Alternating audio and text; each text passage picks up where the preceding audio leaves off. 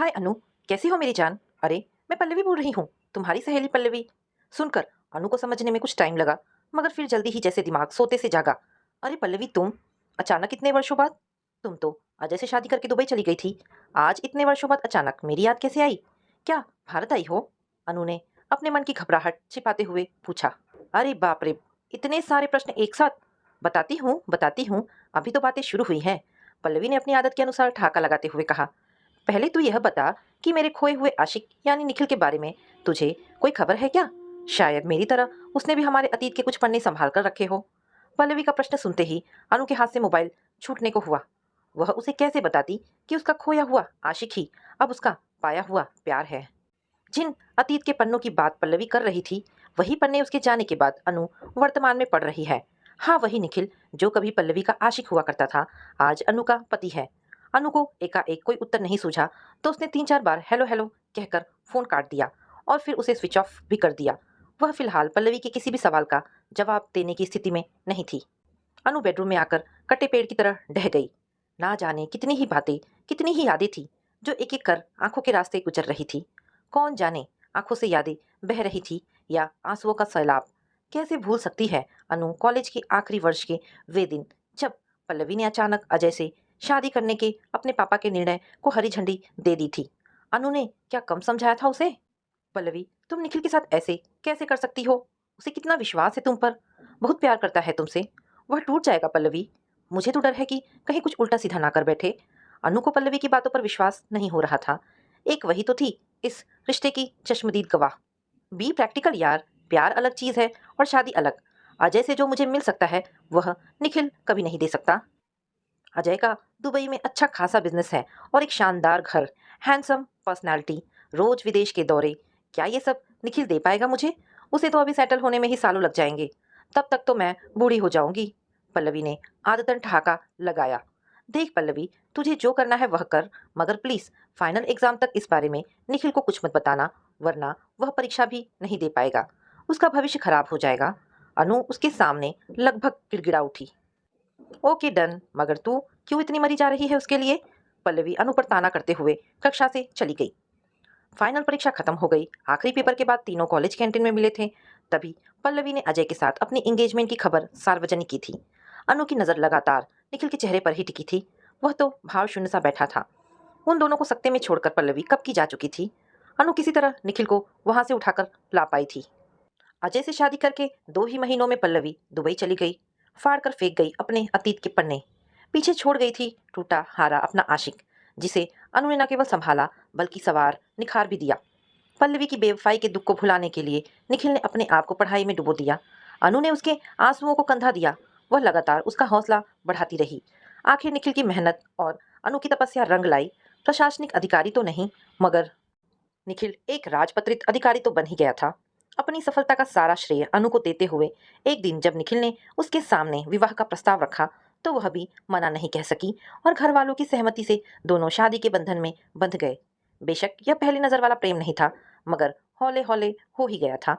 तभी फोन की घंटी ने उसे वर्तमान में ला दिया। अरे क्या बात है, तुम्हारी तबीयत तो ठीक है ना? मोबाइल स्विच ऑफ क्यों आ रहा है?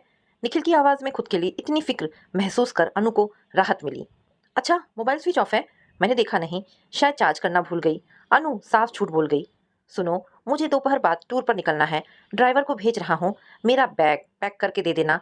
घर नहीं आ पाऊंगा, जरूरी मीटिंग है, निखिल ने जल्दबाजी में कहा।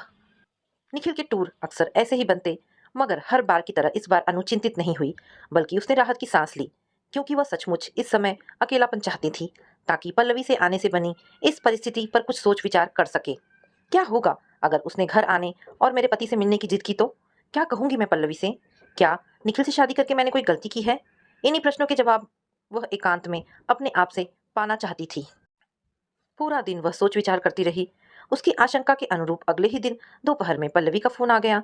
अब तक अनु अपने आप को इस स्थिति के लिए मानसिक रूप से तैयार कर चुकी थी। यार अनु, तुम तो बड़ी छुपी रुस्तम निकली। मेरी ही थाली पर हाथ साफ कर दिया। मेरे आशिक को अपना पति बना लिया। मैंने कल ही निखिल की फेसबुक आईडी देखी तो पता चला। क्या तुम्हारी पहले से ही प्लानिंग थी? पल्लवी का व्यंग सुनकर अनु गुस्से और अपमान से तिलमिला उठी। नहीं पल्लवी, थाली पर हाथ साफ नहीं किया, बल्कि जिस पौधे को तुम कुचलकर खत्म होने के लिए छोड़ गई थी, मैंने उसे सहेज कर फिर से गमले में लगा दिया। अब उसके फूल या फल जो भी हो, वे मेरी ही झोली में आएंगे ना। चल छोड़ ये बातें, तू बता क्या चल रहा है तेरी लाइफ में? कितने दिन के लिए भारत आई हो? अकेली आई हो या अजय भी साथ आए हैं?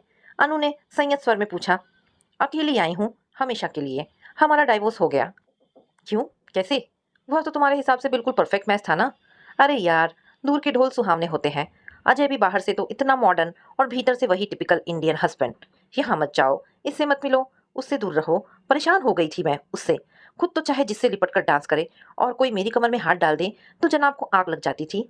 रोज हमारा झगड़ा होने लगा, बस फिर हम आपसी सहमति से अलग हो गए। अब मैं हमेशा के लिए भारत आ गई हूँ। पल्लवी ने बड़ी ही सहजता से अपनी कहानी बता दी, जैसे यह उसके लिए कोई खास बात नहीं थी। मगर अनु के मन में एक अनजाने डर ने कुंडली मार ली। अगर यह हमेशा के लिए भारत आ गई है तो निखिल से मिलने की कोशिश भी जरूर करेगी। कहीं इन दोनों का पुराना प्यार फिर से जाग उठा तो? कहते हैं कि व्यक्ति अपना पहला प्यार कभी नहीं भूलता। फिर उसका क्या होगा? अनु ने डर के मारे फोन काट दिया। अनु के दिल में शक के बादलों ने डेरा जमाना शुरू कर दिया। उसका शक विश्वास में बदलने लगा जब एक दिन उसने फेसबुक पर नोटिफिकेशन देखा, Nikhil becomes friend with Pallavi. Nikhil ने मुझे बताना भी जरूरी नहीं समझा। हो सकता है पल्लवी इनसे मिली भी हो।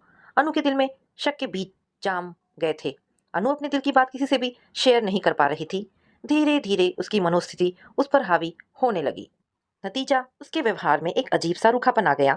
निखिल जब भी उसे हंसाने की कोशिश करता, वह चिढ़ जाती या बिफर उठती। तुम्हें पता है पल्लवी वापस लौट आई है? एक दिन ऑफिस से आते ही निखिल ने विस्फोट किया। हाँ, उसने एक दिन मुझे फोन किया था। मगर तुम्हें किसने बताया? अनु ने उसकी आंखों में आंखें डालकर पूछा।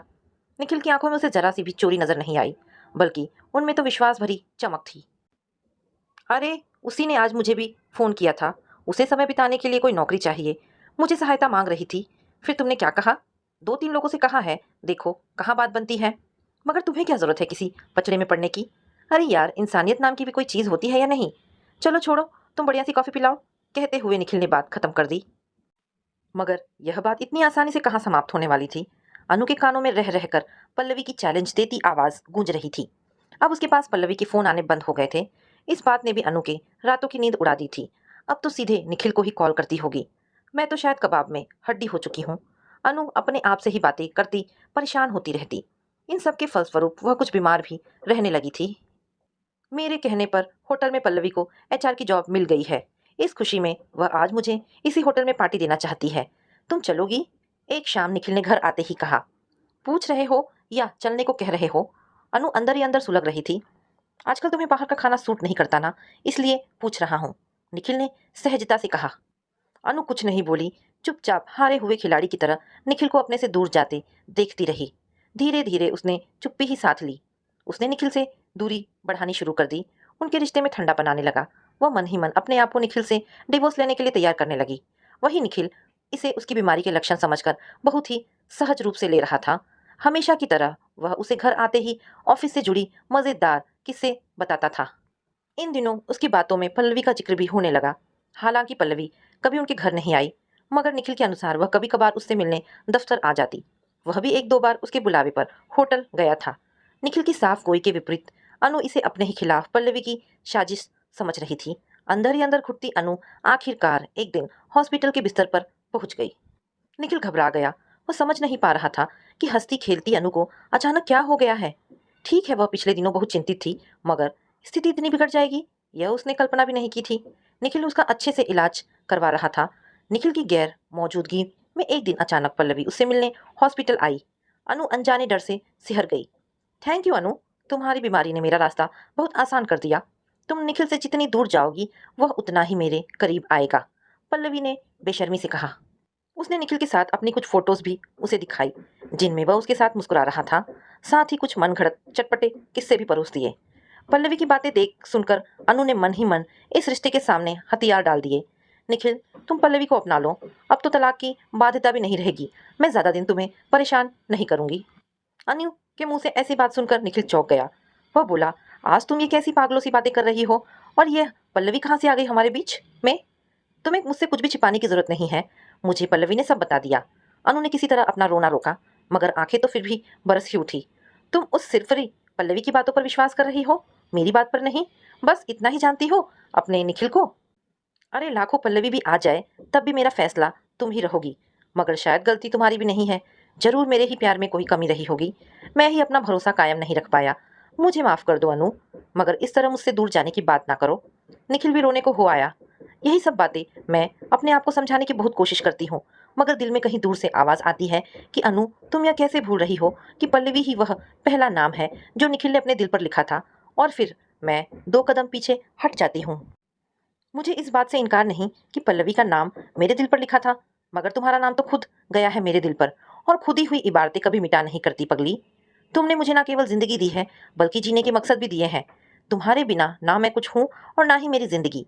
अगर इस बीमारी की वजह पल्लवी है, तो आज मैं इसे जड़ से ही खत्म कर देता हूँ। अभी होटल के मालिक को फोन करके पल्लवी को नौकरी से हटाने को कह देता हूँ। फिर जहाँ उसकी मर्जी हो चली जाए, कह निखिल ने जेब से मोबाइल निकाला। नहीं निखिल, रहने दीजिए। शायद सारी गलती मेरी ही थी। मुझे अपने प्यार पर भरोसा रखना चाहिए था, मगर मैं नहीं रख पाई। आशंकाओं के अंधेरे में भटक गई थी। मेरी आशंकाओं के बादल अब छट चुके हैं। हमारे रिश्ते को किसी पल्लवी से कोई खतरा नहीं। अनु मुस्कुरा दी। तभी निखिल का मोबाइल बज उठा।